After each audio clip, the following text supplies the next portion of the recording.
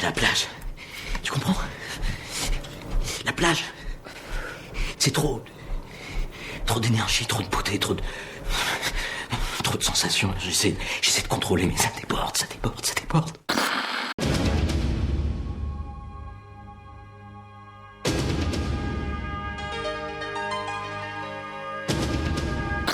De 3 à 5, ça va t'y faire les très durs, des vagues très rapprochées. Ça montera haut sur la plage et il y aura du ressac. Je veux que tout le monde soit sur ses gardes, ok? J'ai un groupe de nageurs entraînés vers le large. Eddie est déjà en intervention. Vous êtes prêts? On va sortir. Il faut prendre de l'air. Les sauveteurs sont là.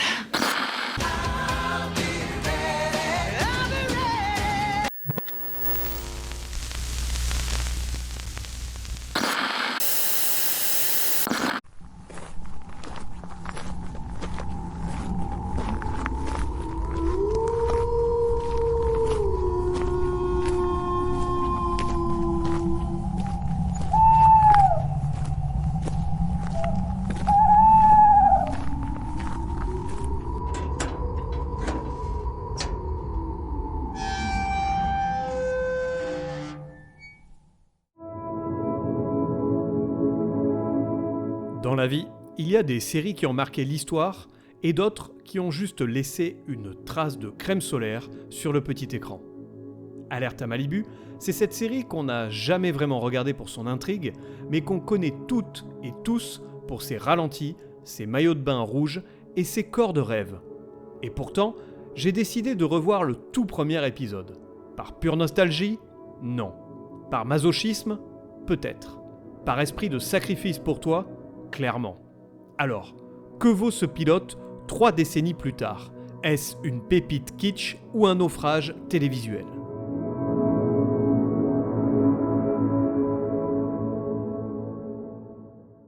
Alerte à Malibu est une série télévisée américaine diffusée à partir de la toute fin des années 80 et ce jusqu'au début des années 2000.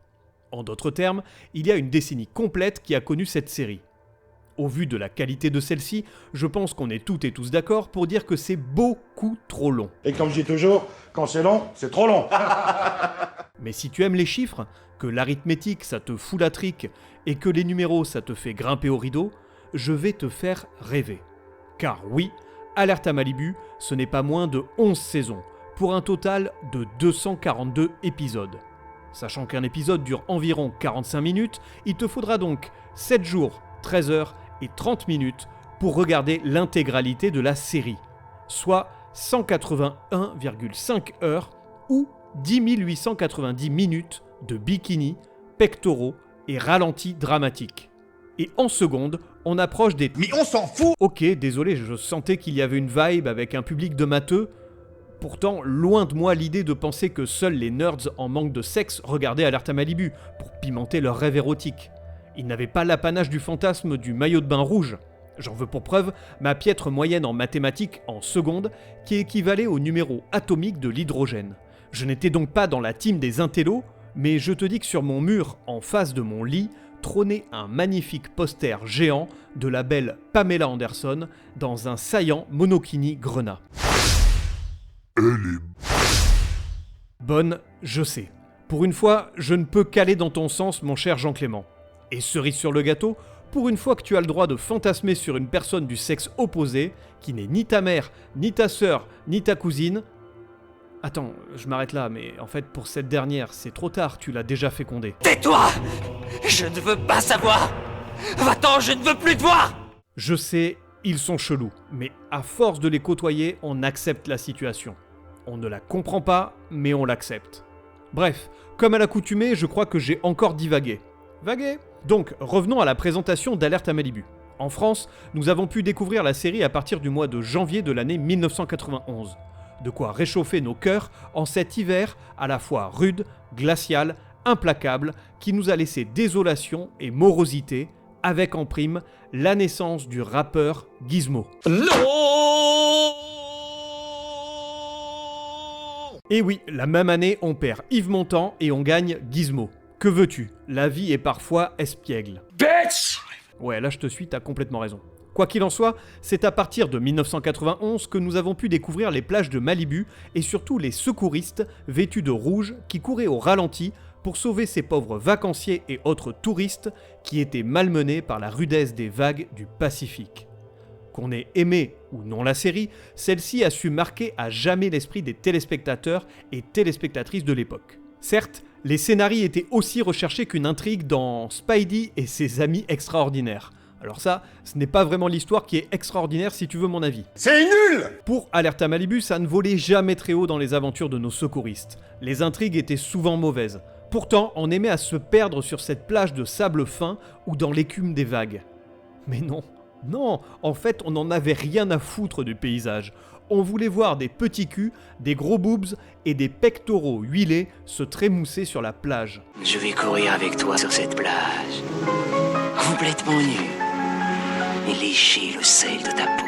On voulait des histoires de cœur, de la chair dénudée, des gros plans sur Pamela et bien sûr sur Mitch. Mitch, c'était le king de la série. Tous les amoureux de K2000 étaient ravis de retrouver notre David Hasselhoff international dans une nouvelle série. Il faut dire qu'il tenait la série à lui tout seul. Bon, avec Pamela Anderson, Yasmine Bliss, Erika Eleniak, Nicole Eggert, Carmen Electra. Chouing, chouing, chapiteau. Ah, le voilà mon quintet de rêve. Avec ça, j'arrête les percussions et je me mets au cuivre de suite, rien que pour leur souffler dans le... Désolé, je savais que le terrain serait glissant avec cette série, je le savais pertinemment. Mais, rassure-toi, le casting masculin valait également son pesant de cacahuètes, avec Jason Momoa, Kelly Slater ou encore David Charvet. Oh ta gueule. Et oui, tu peux partir, donc abstiens-toi de chanter cette chanson de merde. Alors on est bien d'accord, c'est cette plastique qui nous faisait revenir chaque semaine, c'était notre rendez-vous du week-end. Pour ma part, je me souviens d'avoir vu pas mal d'épisodes le dimanche soir. La série marquait ainsi la fin du week-end. Elle permettait de prolonger ce moment agréable. Elle était cette petite claque de soleil sur le front avant l'enfer du lundi matin. Près de 25 ans après l'arrêt de la série et plus de 35 ans après la diffusion du premier épisode, soit un total de... Non, je m'arrête, promis. Donc après toutes ces années, il est temps de replonger dans le pilote d'Alerta Malibu et de découvrir ensemble si la série est toujours aussi mauvaise ou si après toutes ces années, la nostalgie nous a frappés. Accroche ta bouée, remonte ton slip de bain rouge et prépare-toi. On repart là où les vagues sont molles, les ralentis bien trop nombreux et les intrigues facultatives. Bienvenue à Malibu.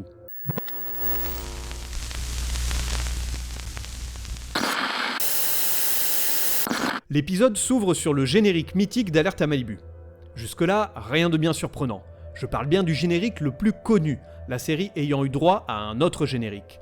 Mais en France, celui qu'on connaît toutes et tous, c'est celui que tu peux identifier au bout de 2 secondes, juste avec ses coups de percussion tonitruants cultes. La musique est signée Jimmy Jamison, ancien chanteur du groupe Survivor. Le titre s'intitule I'm Always Here, même si dans ton cœur, tu continues à l'appeler I'll Be Ready. Mais c'est quoi cet accent débile ? Ce qu'on entend le plus distinctement, il faut bien le dire, dans la chanson. Et c'est ça aussi que tu beuglais sous la douche avec le pommeau qui faisait office de micro. Ne le nie pas, on est entre nous. Entre nous, quoi la ferme ? Allez, je te balance le son et puis tu peux aller voir la vidéo du générique sur le site de la crypte, histoire de faire monter un peu la température ambiante de quelques degrés et le taux de nostalgie de 200%.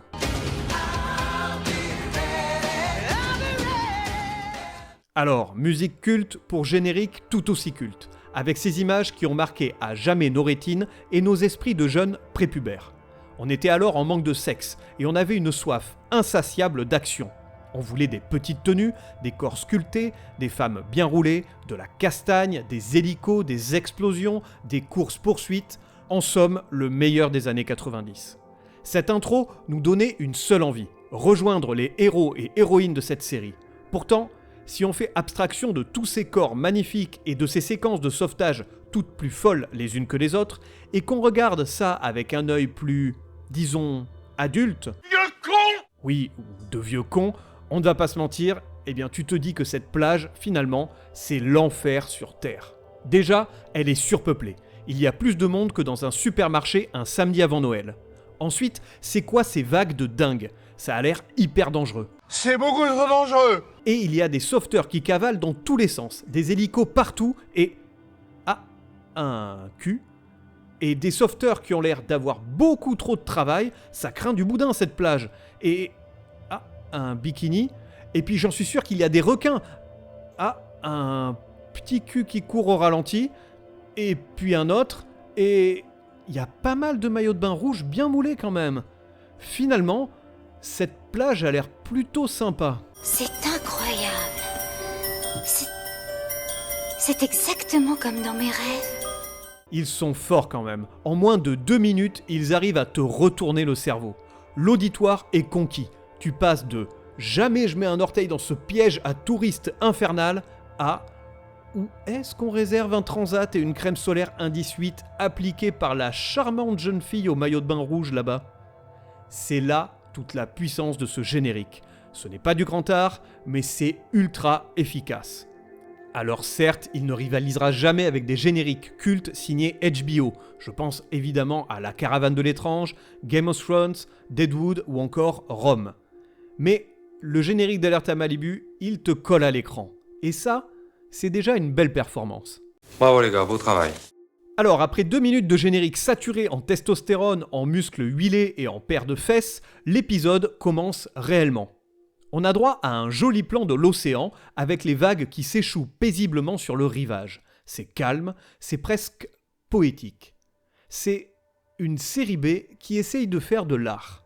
Mais alors qu'on se laisse porter par cette douce ambiance maritime, un grincement strident surgit. Un bruit métallique, aigu, limite désagréable. Qu'est-ce qui fait ce bruit? On pense immédiatement à une porte rouillée qu'on ouvrirait dans une vieille maison hantée.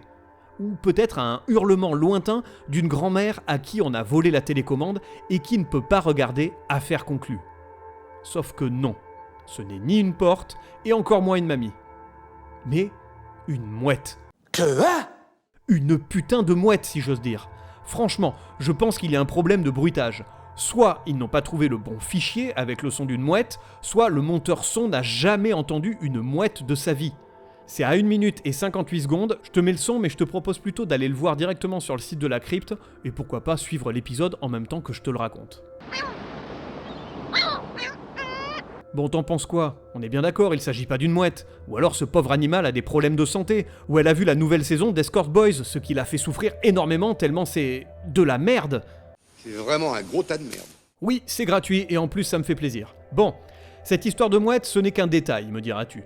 Certes, mais un détail qui te met immédiatement dans l'ambiance. Une ambiance où rien n'est tout à fait maîtrisé, où tout a un léger goût de faux. Bref, on est ici dans le pilote quasi pas parfait d'Alerte à Malibu. Et c'est parti. La première scène nous permet de retrouver enfin notre héros, Mitch Buchanan, l'homme, le mythe, le torse. Surprise car il n'est pas encore en train de courir au ralenti. Non, il fait du kayak de mer en famille, avec celle qui semble être sa femme et son fils. C'est mignon, il y a du soleil, des sourires et des pagaies. On sent la connivence, l'amour et l'harmonie. C'est presque une pub pour l'Américoré. L'ami du petit déjeuner. Ça fait vraiment chaud au cœur. Non, attends. La série ose nous balancer un gros plan sur la doublure de David Hasselhoff. Le plan est clairement scandaleux. Tu vois très bien que ce n'est pas notre David. Le mec a peut-être le même brushing, mais on dirait un figurant de Derrick déguisé en lifeguard. Le plan dure à peine 1 seconde, mais il est là, implacable, comme une gifle en pleine face. Donc, au bout de seulement 2 minutes et 19 secondes, les producteurs ont décidé qu'ils n'en avaient déjà plus rien à branler. Mais ils se foutent de nous, quoi! La preuve en image, va sur le site de la crypte, c'est hallucinant. Franchement, David, que s'est-il passé? Tu étais l'idole de toute une génération. Tu avais toute mon estime jusqu'à présent. Tu restais l'idole de mon enfance, auprès de Jean-Claude Van Damme, Sylvester Stallone ou Arnold Schwarzenegger. Que tu aies eu quelques errances dans la chanson ou des déboires avec l'alcool, ça passait encore. Mais te faire doubler pour descendre d'un kayak en bord de plage, tu ne te foutrais pas un peu de ma gueule? Vous vous foutez de moi, là? Heureusement, la série enchaîne très vite avec le moment gênant du jour, une séquence de lien entre un père et son fils. Obi, le fils, demande des conseils à son papounet car il aimerait bien étaler de la crème solaire sur le dos d'une copine. Au passage, ils auraient pu faire un effort sur le doublage. Il a plus une voix d'un enfant en CE2 que d'un jeune ado. Quoi qu'il en soit, le conseil de Papa Mitch est simple et efficace. Si elle recommence, je réponds quoi? Écoute, tu as 13 ans et demi, Obi. Oui, alors? Lance-toi. Tu réfléchis trop. Oui, très bien, lance-toi. C'est exactement ce que Jeffrey Dahmer a dû entendre vers ses 8 ans. Merci Papa Mitch, toujours les bons conseils. Je te remercie beaucoup pour tous tes excellents conseils, je ne les oublierai jamais. Le petit Obi ne s'arrête pas là avec ses questions, car il se demande s'il peut lui faire le devant également. Mais quel coquin ce petit Obi! Heureusement, Mitch réfrène les ardeurs de son fils en lui conseillant de la laisser gérer toute seule les endroits qu'elle peut atteindre elle-même. Traduction, mate, mais ne touche pas. Voilà, tout est dit, on est à peine au début de l'épisode et déjà on a une fausse mouette en plastique, une doublure cramée, un ado en pleine montée hormonale et la parentalité avec les bons conseils de Daron Mitch. Et ce n'est que le début. On poursuit, changement de décor, exit la famille parfaite, place aux jeunes recrues pleines d'hormones, enfin, surtout chez une. On fait donc connaissance avec Eddie et Shawnee, les deux petits nouveaux de la brigade des maillots rouges. Bon, on est clairement dans les années 80. Crop top moulant, mini short rouge, planche de skate pour un Eddie sponsorisé par Malibu Magazine, et brushing californien, brassière ultra resserrée, et sourire en coin pour une Shawnee qui a la culotte qui chauffe. Je l'ai monté toute la nuit. Chaude comme une cabane à frites. Ah, classe. Non, y a pas à dire, classe. En effet, pas besoin de dialogue profond. La mise en scène fait tout. Regard appuyé, lèvres mordillées et caméra très curieuse du popotin d'Eddie. La tension sexuelle est clairement palpable. Ça y est, le love interest de la saison est lancé. Niveau subtilité scénaristique, on repassera. Ils sont tous les deux beaux et ils se retrouvent assignés au même endroit. Bref, la chaleur monte, la marée aussi, et cette plage, mais pas qu'elle, devient dangereusement humide. Alors là, la grande classe, hein. Nouvelle scène, nouvelle intrigue qui parsèmera tout ce premier épisode. Une jeune femme assise sur la plage, air perdu, regard flou, bref, le genre de profil qui annonce un bon petit drame, mais on aura l'occasion d'y revenir sous peu. Et cette jeune fille est incarnée par l'excellente et ravissante Machen Amick. C'est la plus belle chose que j'ai vue de ma vie. Oui, la future bombe de Twin Peaks. Heureusement pour elle, ce n'est qu'un caméo express avant de filer tourner avec David Lynch. Honnêtement, bon choix Machen. T'as bien fait de prendre la tangente avant de finir coincé 10 saisons à mater les abdos d'Asseloff et de ses acolytes en short rouge. Donc changement de décor, direction le QG des sauveteurs. On y retrouve Craig, l'avocat maître nageur. Bon, pourquoi pas, il paraît que c'est un genre, la cravate et le maillot de bain. On aura l'occasion de revenir sur son personnage plus tard, il aura de l'importance. Car le vrai centre d'intérêt ici, c'est Mitch, qui nous offre son moment émotion de l'épisode. On apprend que la blonde du kayak n'est pas sa femme, mais juste une collègue ou copine. Bon, traduction, plan cul du moment. Mais chut, pour le petit Obi, on dira simplement qu'il l'aide à étaler de la crème solaire sur le derrière. La série donne ici un peu de profondeur au personnage. Un divorce, une garde d'enfants alternée, une relation qui semble compliquée avec l'ex, en résumé, le quotidien de beaucoup de gens malheureusement. Mais ici, le tout est parsemé de bikinis, donc c'est de suite beaucoup plus sympa. Ouais, je suis bien d'accord avec vous. Nouvelle scène, nouveau mystère. Craig est coincé avec son 4x4 de fonction sous la jetée. On ne sait pas du tout ce qu'il fout là, ni pourquoi le gars, censé connaître les marées, s'est dit que c'était une bonne idée d'y garer un véhicule. Craig, entre nous, si tu es aussi bon avocat que secouriste, je plains tes clients. Mais finalement tout s'éclaire, il fallait un sauvetage, et donc il fallait une situation conne pour l'amorcer. Et comme par magie, Machen Amick, aka Laurie dans l'épisode, elle passait par là avec ses pensées suicidaires et elle décide de faire un plongeon pile au-dessus de Craig. Oh, comme c'est bizarre! On aura donc attendu 13 minutes et 6 secondes pour voir le premier sauvetage. Un peu long pour une série centrée sur ça, non? Et en plus de tout ça, Craig se blesse contre une moule. Pas Laurie, hein? Une vraie moule. Je vous observe de près depuis le début, et j'attendais le moment où vous alliez déraper. C'était limite par moment, mais finalement, il ne vous aura pas fallu longtemps pour tomber dans le graveleux. Seigneur, aidez ce pauvre pêcheur frappé de plein fouet par la luxure. Ah, je ne t'avais pas vu venir, Marie-Constance. Tu te la joues en mode furtive maintenant. J'avoue, ce n'était pas très fin et d'ailleurs peut-être pas très bien amené. Mais que veux-tu? On ne change pas une équipe qui gagne. C'est dans ma nature, ne m'en veux pas. Allez, revenons à notre Laurie. Ranimée sur la plage par un bouche à bouche, elle tombe illico sous le charme de son sauveur. À présent, direction les bureaux des sauveteurs. Après un combat de coq entre Craig et Mitch, ce premier rend visite à notre rescapée. Elle s'appelle donc Laurie comme on l'a vu plus tôt. Elle a un regard un peu flippant et on devine vite qu'elle n'a pas juste besoin d'un Doliprane. Pendant ce temps, Mitch devient officiellement lieutenant. Félicitations mec, ça mérite bien un petit speech. Et c'est tout, pas le temps de sabrer le champomis, car il doit gérer sa première embrouille dans sa nouvelle fonction. Shawnee a décidé que l'uniforme réglementaire, c'était trop has-been. Elle déboule donc avec un maillot de bain digne d'un clip de Sabrina dans les années 80. Et là aussi, je t'invite à aller voir sur le site de la Crypto-série, tu auras la photo et tu pourras apprécier le fameux maillot de bain. Ça, c'est de toute beauté. Et entre nous, je ne suis pas certain que ça tienne dans une vague un peu musclée ce machin. Il y a un sacré risque de finir les boobs à l'air dans l'histoire. Non pas que ça me déplaise, mais un peu de tenue, mademoiselle. Tu es là pour bosser. Un peu de tenue. Pendant ce temps, Laurie n'a pas perdu son objectif de vue. Profitant d'un moment de solitude, elle farfouille dans les affaires de Craig et lui pique une clé. Mystère et trahison à peine 15 minutes après son sauvetage. Ah, cette jeunesse alors.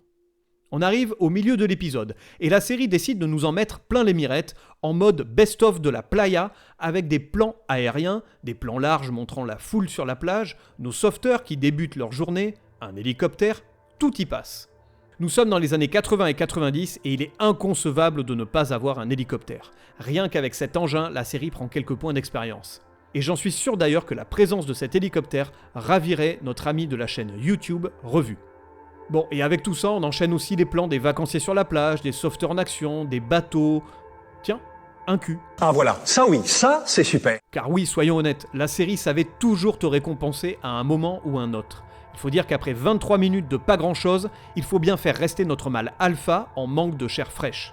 Et puis, allons-y gaiement tant qu'on y est. La série nous montre certes le quotidien d'une plage, mais on a bien cerné son rythme. En solfège rythmique, on sait parfaitement où se poserait l'accent sur son rythme ternaire. Un plan large de la plage, un secouriste, un cul. Un hélicoptère, un plagiste quelconque, un bikini. Un bateau, la tour des sauveteurs, une bonasse. On commence à bien comprendre où Alerte à Malibu pose son regard et ses caméras. Bon, retour au QG. Mitch enchaîne les joyeusetés managériales. Le capitaine Thorpe débarque pour faire du contrôle qualité de terrain, suivi d'une Jill grognon qui digère mal l'arrivée de Shawnee dans l'équipe. Mitch tente la carte du chef bienveillant. Shawnee est une bonne nageuse, mais elle a encore tout à apprendre pour faire du sauvetage. Essaie de la former. Sois gentil. Prends-la sous ton aile.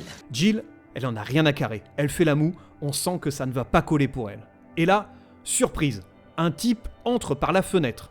Normal. Ce n'est ni un voleur, ni un rôdeur, c'est Trevor, l'Australien, une sorte de crocodile Dundee du pauvre, avec le melon d'un vendeur de voitures et un mini-short vert qu'il a dû piquer à un gamin de 8 ans. Que fais-tu là, habillé de cette façon ridicule, par Belenos? Et le mec, sur sa carte de visite, il a écrit « chasseur de requins et tombeur de pucelles ». Trevor Cole, chasseur de requins et tombeur de pucelles. D'un coup, je ne sais pas pourquoi, mais j'ai comme une énorme envie de le voir se faire gober par un requin blanc. Malheureusement pour nous, il est là pour durer. Jill, quant à elle, ne résiste pas à l'appel du short vert et oublie instantanément Shawnee pour se rincer l'œil sur ce petit fessier ultra moulé. Il est beau comme un lion, celui-là. Un derrière comme le sien, je pourrais le regarder toute la journée. Trevor, lui, il poursuit son numéro et déroule son discours de mec qui se la pète. On a même droit à un. Je suis, disons, plutôt du genre de ceux qui taquinent la plage, qui mettent les petites nageuses à l'aise. Oui, ou inversement, espèce de gros con. C'est un sale con! Retour à la plage. Laurie cherche Craig, son sauveur, son crush, son obsession. Elle scanne la foule, les yeux en alerte. Et bim, elle le trouve. Bizarre parce que pour ma part, je ne le vois pas. Ah! Ah! Si, oh putain. Pareil, va sur le site de la crypte, tu verras, je t'ai fait une belle capture de ce moment. Et je vais te l'expliquer. Donc en fait, il est derrière un gamin quelconque, qui est d'ailleurs un peu flouté, et surtout derrière cette femme avec une énorme paire de lunettes de soleil qu'elle a offerte à son mari, bien sûr. Mais sérieusement, c'est quoi ce plan? Pourquoi ce plan? On a donc Craig, qui est flou, derrière un gosse random, qui est flou lui aussi, et surtout, il y a le focus de la caméra sur les deux énormes airbags de la meuf. C'est qui celle-là? Laquelle? Celle qui a les deux obus de 75. Le message est clair ici. Tu veux mater, on a tout prévu pour toi. C'est tellement gratuit. Et pourtant, je comprends, ça devait nous plaire à l'époque quand on était ado. Revenons à Laurie, qui est ravie de retrouver Craig. jusqu'à ce qu'elle le voie papoter un peu trop gentiment avec une autre femme, une femme qu'il vient de secourir. Et là, la durite a pété. Fini l'adoration, place à la jalousie toxique. Ni une, ni deux, elle suit la pauvre nana et lui raye sa bagnole. Un bon vieux coup de clé à l'ancienne sur la carrosserie.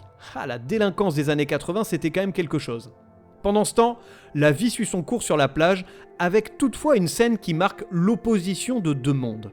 D'un côté, Trevor, le blond peroxydé, planqué derrière des jumelles, tranquille, en train de mater sans gêne une nana qui étale un peu trop sensuellement sa serviette de plage. Oh, c'est pas vrai, papa est un voyeur. On sent qu'elle n'est pas là que pour bronzer, si tu vois ce que je veux dire. Et de l'autre côté, il y a Eddie, le brun ténébreux, au regard de cocker triste, qui lui aide un petit garçon de 6 ans perdu à retrouver sa maman. Eddie, il incarne un peu la douceur, la morale, l'humanité. Bref, tout ce sur quoi Trevor a décidé de chier quand il s'est levé ce matin.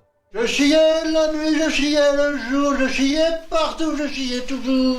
La série nous annoncerait-elle les prémices d'une querelle entre deux jeunes recrues, la collision de deux mondes, le conflit de deux êtres, le choc des civilisations dans un microcosme de sable chaud, la... Mais ta gueule! Ok, on se calme, j'enchaîne. Et en effet, pas le temps de philosopher, car dans la scène suivante, le drame surgit. Des baigneurs sont en danger au large. Enfin, on y est. Ah! Eh ben c'est pas trop tôt. Il aura donc fallu 33 minutes pour obtenir une scène d'action. C'est un ratio un peu faiblard pour une série censée être centrée sur des sauvetages. Et là c'est parti, tout le monde se met en branle. Et non Jean-Clément, je préfère prévenir ton intervention, personne ne s'astique le poireau. C'est une expression pour dire que les gens s'activent. Donc, tout le monde se met en branle, le bateau rugit, l'hélico vrombit et les maillots sont de sortie. Et bien entendu, Mitch arrive. Il balance la chemise et les mocassins de peigne-cul et tel le héros qu'il est, plonge à la rescousse des personnes en danger. Trevor est lui aussi de la partie. Alors que Mitch lui demande d'aller sauver un homme pas très loin de lui, Trevor joue au con et préfère sauver une jeune et jolie fille à l'opposé. Mais quel connard. Dans le même temps, Shawnee n'est plus que l'ombre d'elle-même face au corps inanimé d'une petite fille. Jill est obligée d'intervenir pour sauver la gamine. Heureusement, tout le monde s'en sort. Mais de retour sur la plage, l'heure des comptes a sonné. Mitch, torse bombé, mouillé et sévère, rentre dans le lard de Trevor, qui n'a visiblement rien à foutre des protocoles, des consignes ou même de la vie des gens. Pas mal pour un mec censé être sauveteur. Bon, entre nous, il pense avec sa bite, et c'est déjà un gros effort pour lui. Mais entre nous, mon petit blondin, tu fais une énorme erreur. Est-ce que tu sais à qui tu parles ? À Mitch Buchanan, à David fucking Hasselhoff. À l'homme qui a sauvé plus de gens avec sa toison d'or qu'avec un défibrillateur.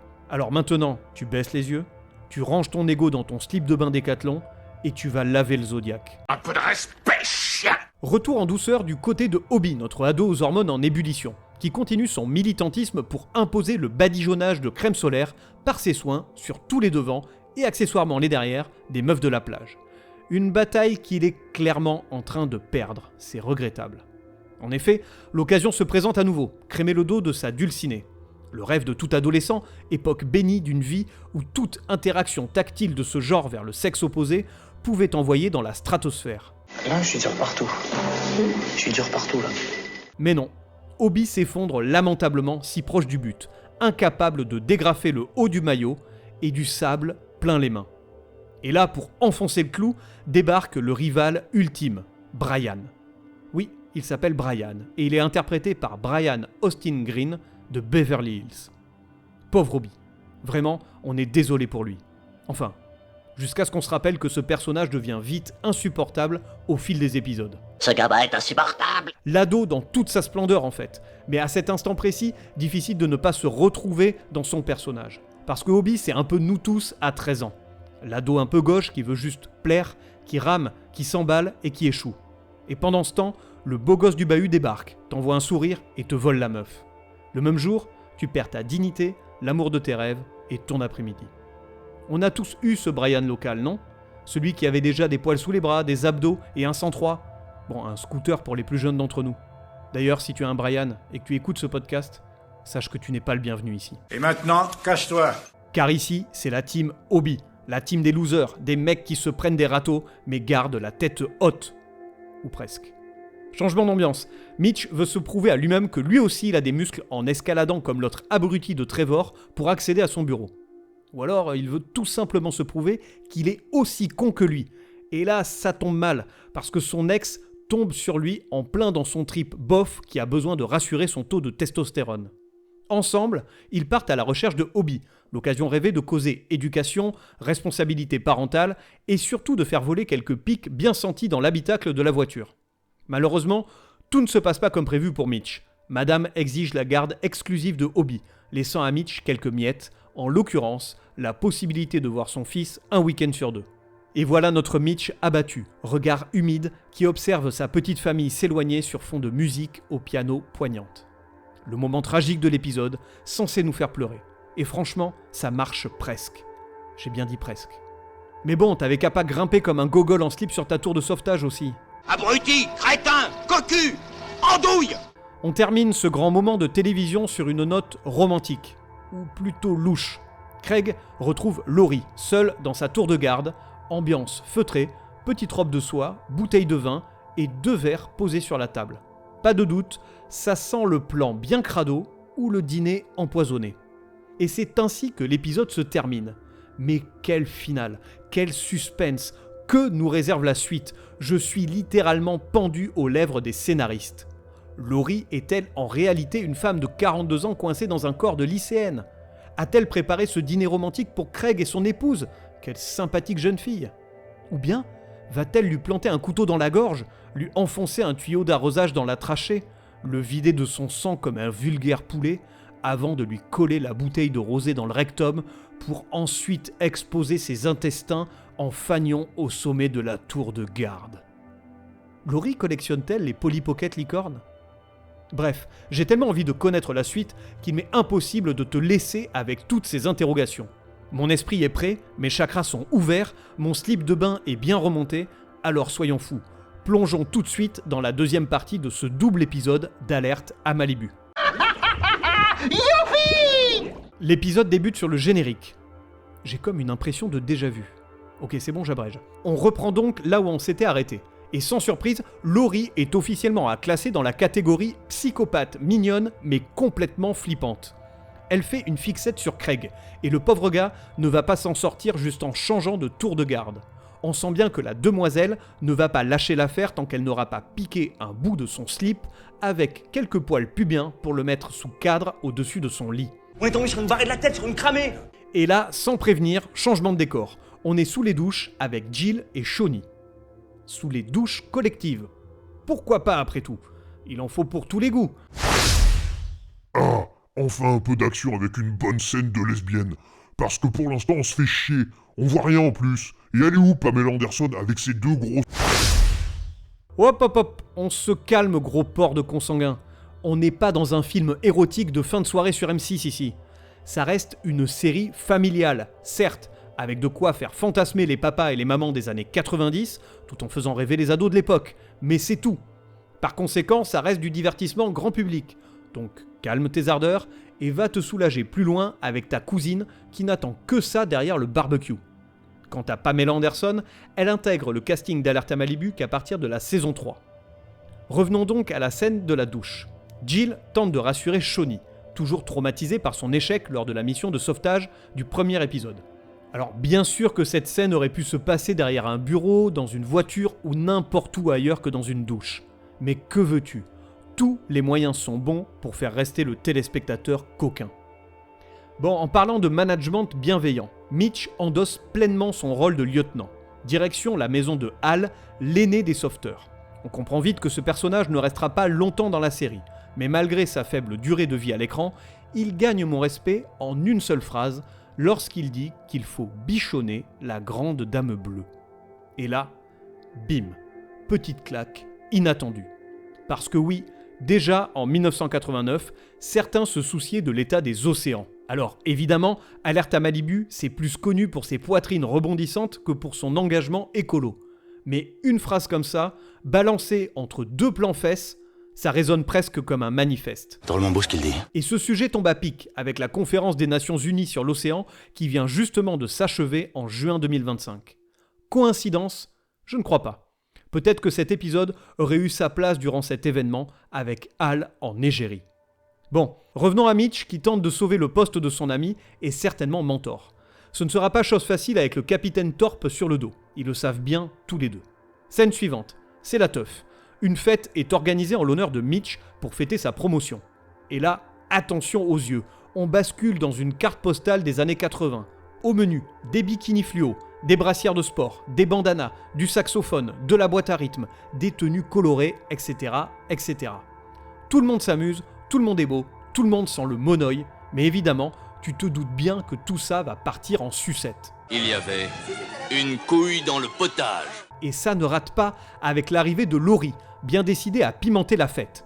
Elle fonce droit vers Gina, la femme de Craig, et lui balance tranquillement qu'elle a eu une aventure avec son mari. Craig se retrouve comme un con devant tous les invités à bredouiller que non, il ne s'est pas tapé la gamine. La soirée prend donc une tournure légèrement plus tendue que prévu. Mais au lieu de virer Laurie à coups de tongs, Craig et Gina décident de faire preuve d'humanité. Ils sentent bien que la fille ne tourne pas rond. Et effectivement, Laurie lâche une bombe. Elle laisse entendre qu'elle est victime d'abus sexuels de la part de son père.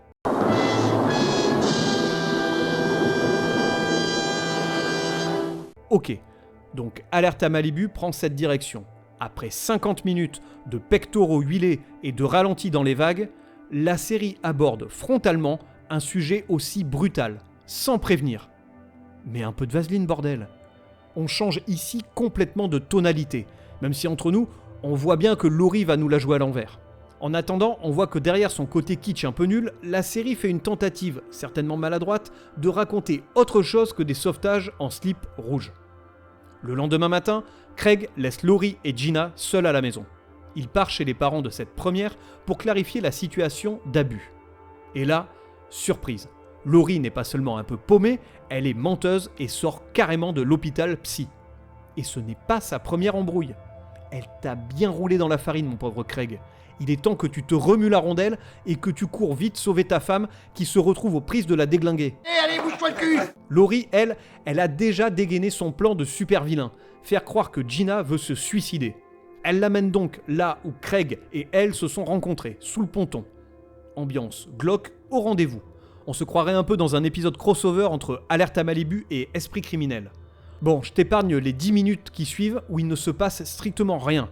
Craig part les retrouver, Laurie met en place son plan, elle court après Gina, Gina flippe sa mère, Laurie la poursuit, Craig arrive et Craig sauve sa femme. Bref, on se doutait de l'issue, ce n'est pas bien trépidant, et je me dis qu'il faudrait que j'aille tondre ma pelouse alors qu'il fait plus de 35 degrés dehors. C'est pour dire comme je me fais chier quand même. T'assures que cette bande d'abrutis est pénible à voir et que je m'emmerde. Bon, changement d'ambiance. On retrouve Obi et Hal partis se détendre pour une petite session pêche. Mais pas de bol, ils partagent le bateau avec le cuisinier le plus incompétent de toute l'histoire de la marine. Le gars ne sert pas comme il faut la bouteille de gaz, gratte une allumette par-dessus et... explosion. Bravo chef, ça c'est du bon boulot. Bien joué. Mais au moins ça y est, on y est. La scène de sauvetage de l'épisode, avec au programme une explosion donc, un hélicoptère, des plongeurs, un Mitch au sommet de sa forme, une équipe soudée, un massage cardiaque, du suspense et un Hal qui nous quitte. Bon, l'avantage, c'est que Mitch n'aura pas à le virer. C'est toujours du temps de gagner. C'est ignoble! C'est ignoble! Ouais, j'avoue, je suis un peu ignoble. Mais au moins, on a droit à un hommage vibrant rendu à Hal par Mitch. Et ça, c'est mignon. L'épisode se conclut sur la vie qui reprend son cours sur la plage de Malibu, avec ses bikinis, ses ralentis, son coucher de soleil et ses sauveteurs au corps magnifique.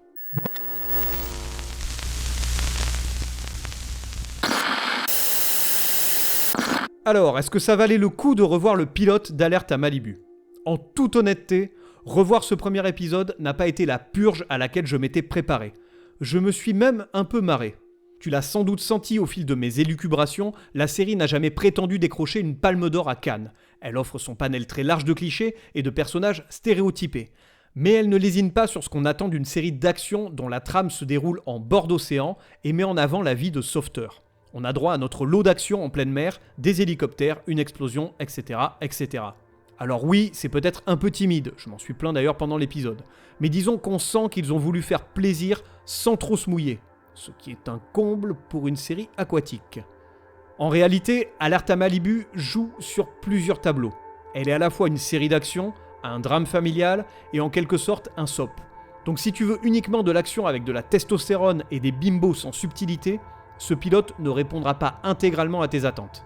Cependant, rassure-toi car dans mes souvenirs, la suite de la série mettra plus les pieds dedans de manière peut-être pas trop finaude. En attendant, si tu veux voir quelque chose de fin, Alerte à Malibu ne répondra pas du tout à tes attentes. Alors en résumé, voici les aspects positifs de cet épisode. C'est d'abord un petit plaisir coupable de retrouver certains personnages que je n'avais pas vus depuis plus de 30 ans. Je pense aussi à la silhouette des actrices. On ne va pas se mentir, c'est toujours agréable d'être en charmante compagnie. Et il y a ce qu'il faut aussi du côté du sexe opposé. Et enfin, je pense à la présence de Machen Amick. Je ne me rappelais pas du tout qu'elle jouait dans la série au début, mais c'est toujours un plaisir de retrouver cette actrice que j'avais adorée dans Twin Peaks. Et d'ailleurs, je te conseille de regarder Twin Peaks. Et puis pour les autres points positifs, eh bien c'est tout. J'en ai cherché d'autres, j'ai même fouillé sous ma planche de surf, mais t'en as pas. C'est peut-être pour ça, mais non, vraiment, je sèche.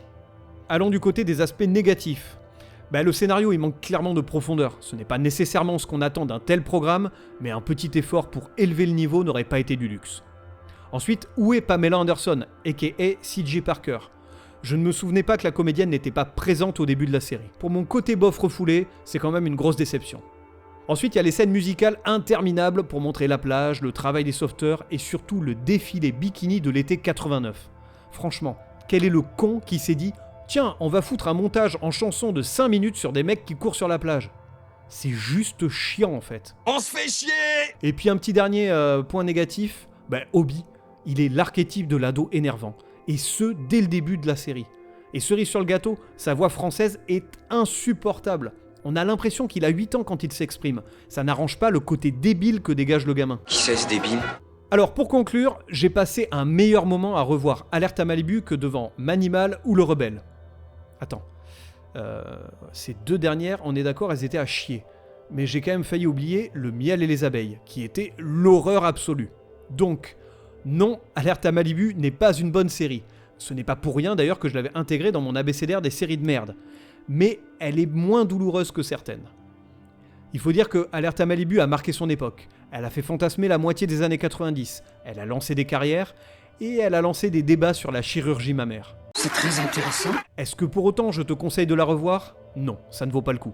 Je l'ai fait pour toi et tu peux m'en remercier dans les commentaires. Est-ce que je vais poursuivre la série ? Bien sûr que non. Et est-ce que je vais regarder l'épisode dans lequel Pamela fait sa première apparition ? Non. Mon côté pervers n'est pas aussi notable. Et si un jour, je dis bien si un jour l'envie m'en prend, je me flagellerai les couilles avec un air de bœuf. Vous êtes un malade, vous, hein ? Vous êtes un grand malade, hein ?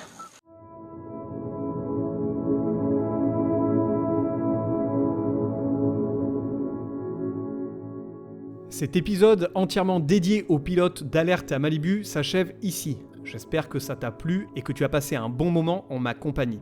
Cet épisode marque aussi la fin de cette saison du Son de la Crypte. Saison qui a notamment été marquée par ce nouveau format avec la découverte de pilotes de séries cultes ou non. Au vu du nombre d'écoutes, j'ai cru comprendre que ce format te plaisait. Donc je pense qu'il y a des chances que je revienne avec celui-ci à la rentrée prochaine. En attendant, viens me faire part de ton amour ou de ta haine pour Alerte à Malibu dans la partie commentaires sur le site de la Crypto-série ou sur les réseaux sociaux, Instagram, Facebook, Thread ou TikTok. Tu peux aussi retrouver tous les épisodes du Son de la Crypte sur toutes les plateformes de podcast ainsi que sur la chaîne YouTube La Crypto-série. Je te donne rendez-vous très prochainement pour un nouvel épisode du Son de la Crypte. D'ici là, profite de la vie, passe un bel été, méfie-toi des maillots de bain rouges et bisous.